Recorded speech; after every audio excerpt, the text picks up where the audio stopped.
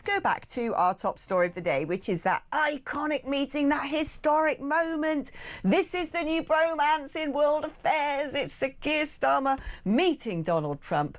And the cameras were all there to record every single delicious minute of it until they went and had their lunch and had the proper conversations.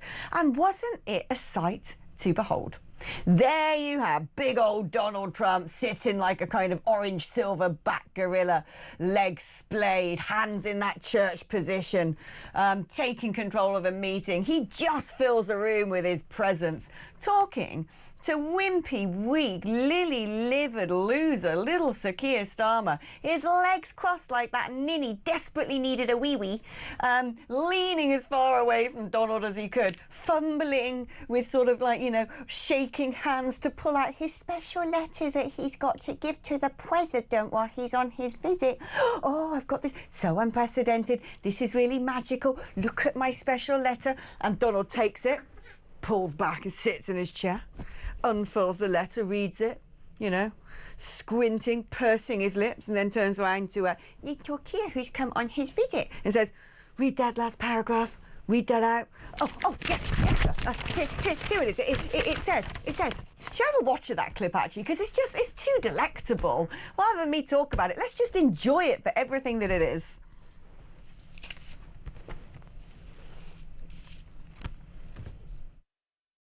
It is my pleasure to bring from His Majesty the King a letter. He sends his best wishes and his regards, of course, but he also asked me to bear this letter and bring it to you. So can I present the letter from the King to you? Thank you very much. Am I supposed to read it right now? Yeah, please do. I will do. I've got to tell him what your reaction is, so I need to know. He is a great gentleman. A great, great gentleman.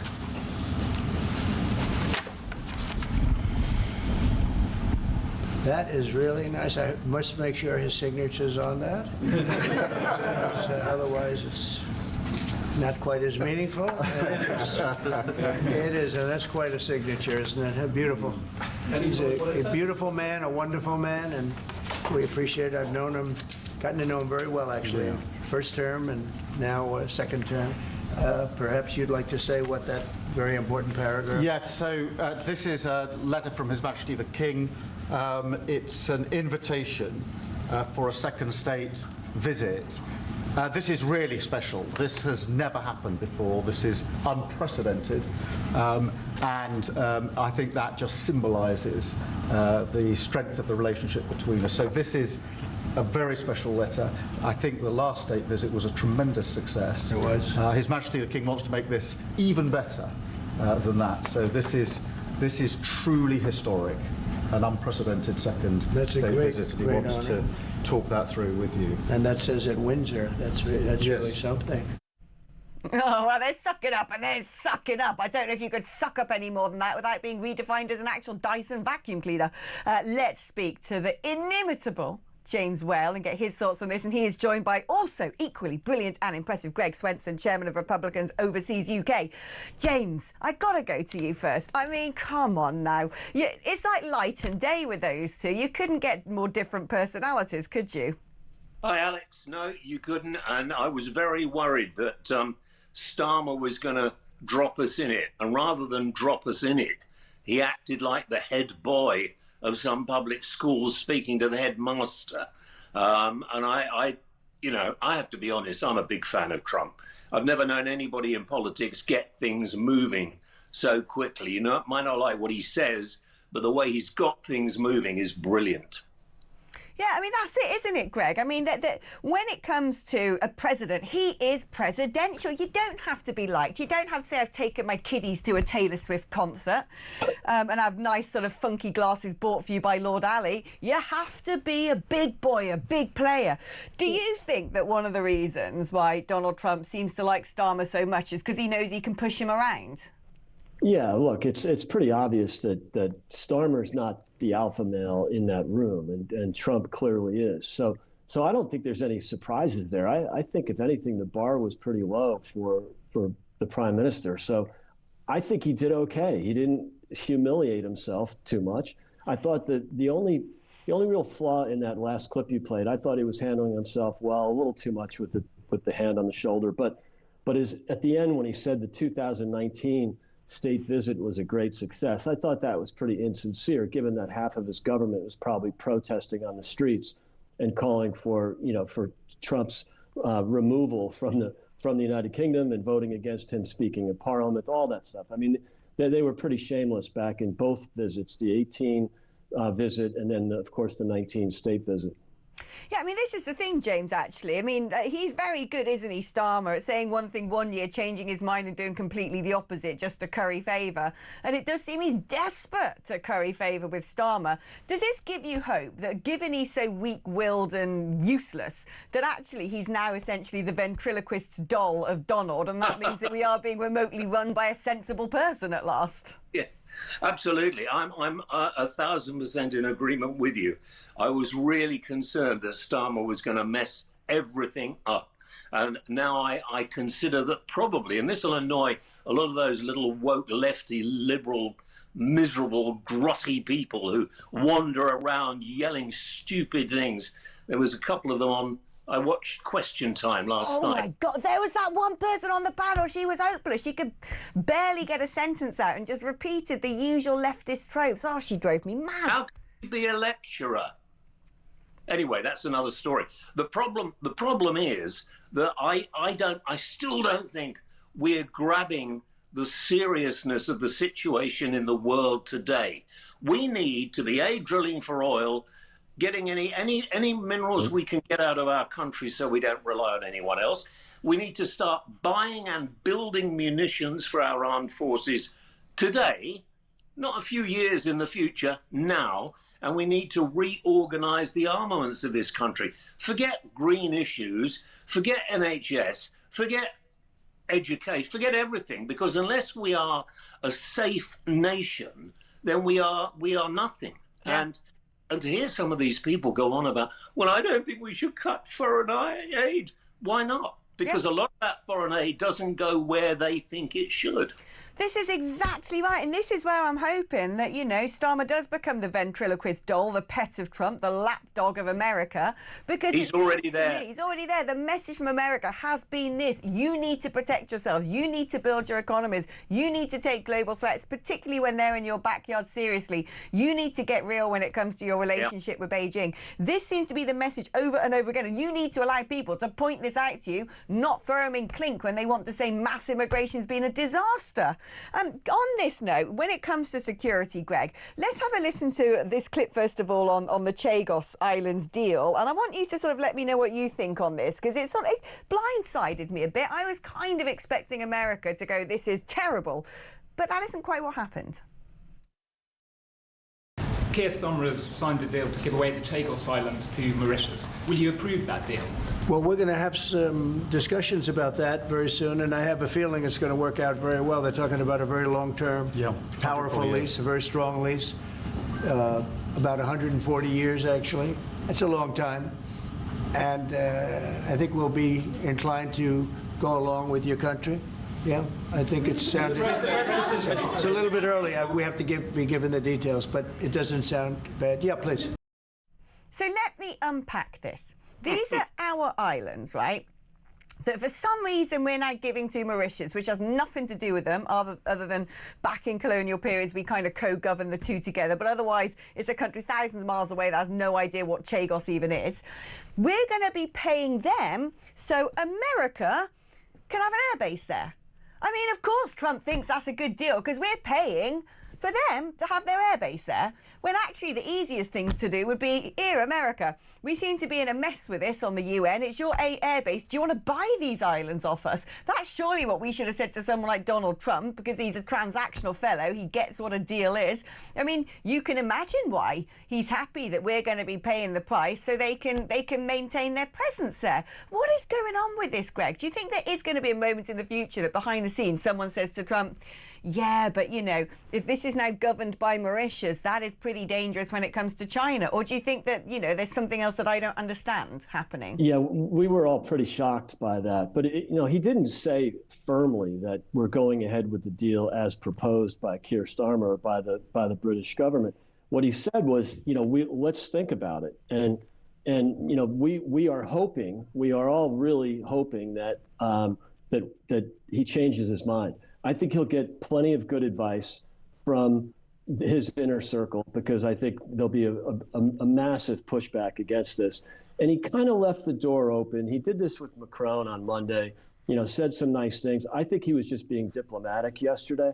But the feedback from my friends, my circle here, was really negative. And we hope that, I think Niall Gardner put out a great tweet right afterwards, explaining that, this is not a definitive commitment from President Trump. I hope he changes his mind. Let's hope he does indeed. Now, something else that we all kind of hoped would come up in that press conference ahead of the media, and it did come up, it wasn't quite the fireworks that I expected, was the fact that the Vice President J.D. Vance has pointed the finger firmly at the United Kingdom in recent weeks and said, you guys have a problem when it comes to free speech, and you need to sort that out now. Thankfully, someone in the press corps asked J.D. Vance about this.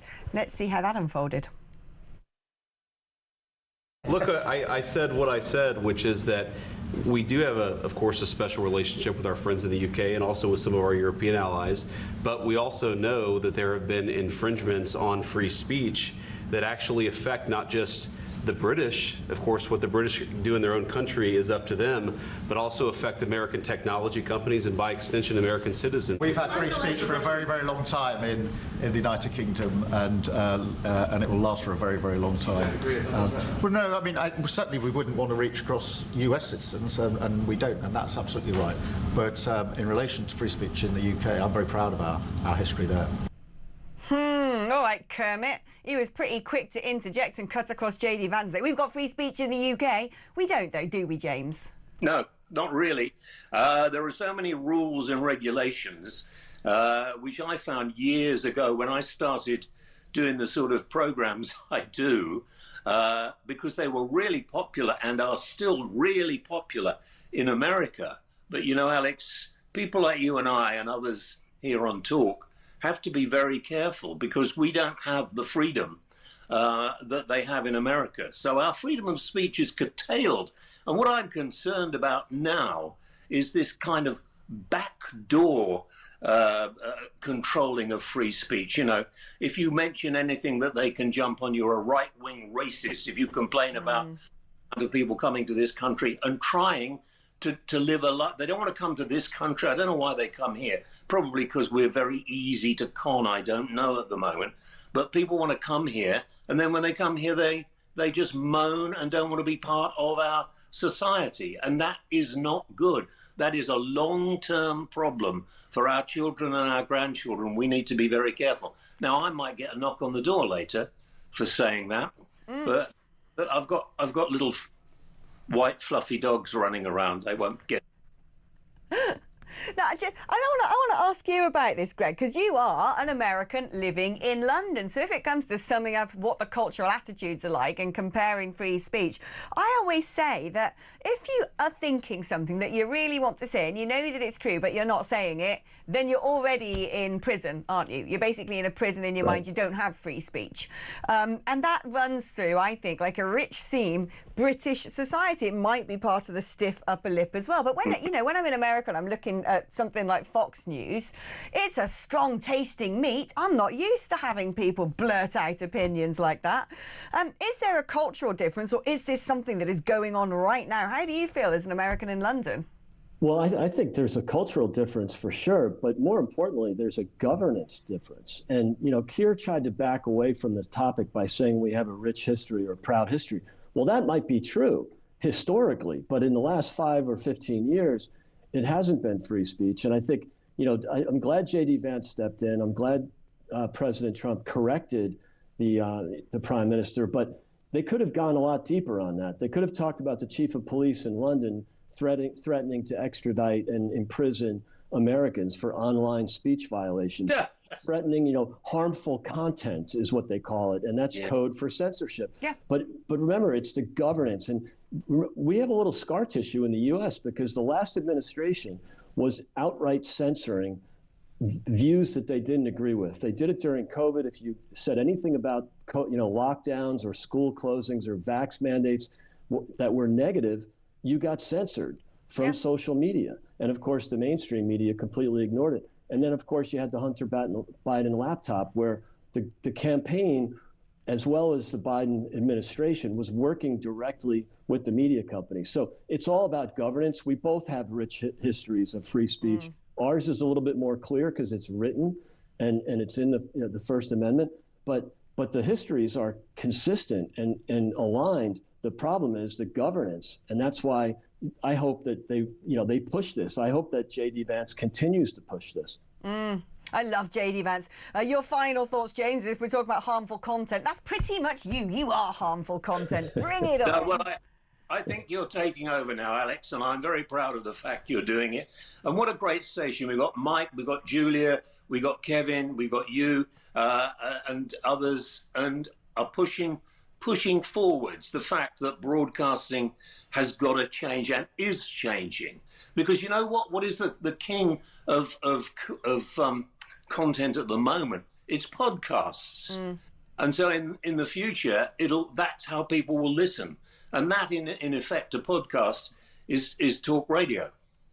So I'm happy that our freedom of speech will not be controlled. What I'm not happy about is the fact that I think we have a prime minister who doesn't have leadership qualities.